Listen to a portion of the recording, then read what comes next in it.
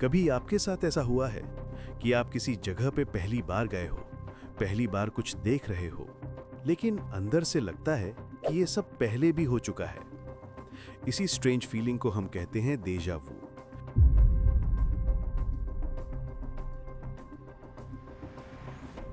लेकिन real question ये है कि ये एक्सपीरियंस सिर्फ ब्रेन का ग्लिच है या रियलिटी के पीछे कोई कॉस्मिक राज छुपा हुआ है। हर इंसान जिंदगी में कभी ना कभी एक बार तो डेजा वू फील करता ही है। अचानक से एक सीन, एक स्मेल, एक कॉन्वर्सेशन बिल्कुल फेमिलियर लगते हैं। हम सोचते हैं ये मैं पहले कहाँ एक्सपीरियंस कर चुका हूं, लेकिन वो एग्जैक्ट याद ही नहीं होता। और इसी कंफ्यूजन में बनती है ये क्यूरियोसिटी कि अगर ये मेमोरी नहीं है तो फिर ये फीलिंग आती कहां से है। साइंटिस्ट्स के अकॉर्डिंग डेजा वू एक मेमोरी मिसफायर हो सकता है। मतलब जब ब्रेन शॉर्ट टर्म मेमोरी और लॉन्ग टर्म मेमोरी के सिग्नल्स गलती से एक साथ एक्टिवेट कर देता है।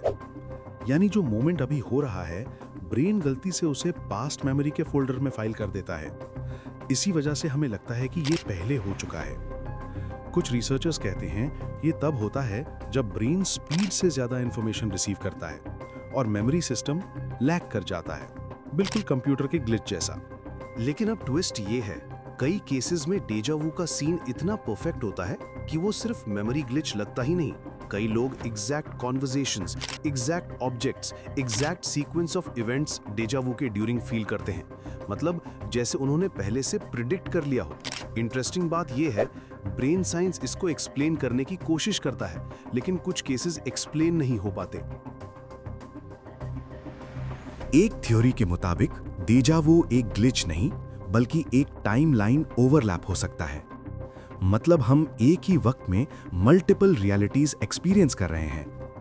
अगर पैरेलल यूनिवर्स थ्योरी सही है तो हो सकता है कि आपका अनदर वर्जन इस मोमेंट को पहले ही जी चुका हो और आप उसकी फेंट मेमोरी को फील कर रहे हो। ये साइंटिफिक कम्युनिटी में कंट्रोवर्शियल है, लेकिन बहुत लोग इसे सीरियसली कंसिडर करते हैं।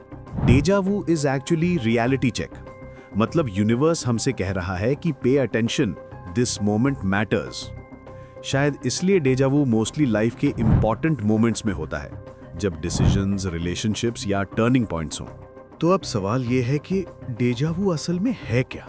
ब्रेन का glitch, timeline overlap, past life का सिग्नल या यूनिवर्स का हिडन मैसेज? हो सकता है सही जवाब इनमें से कोई एक हो या शायद कुछ और ही हो। एक बात पक्की है, डेजा वू कोई नॉर्मल मोमेंट नहीं होता। जब भी फील होता है मतलब कुछ तो स्पेशल चल रहा होता है। तो कमेंट करो, देखते हैं किसका डेजा वू इंटरेस्टिंग है।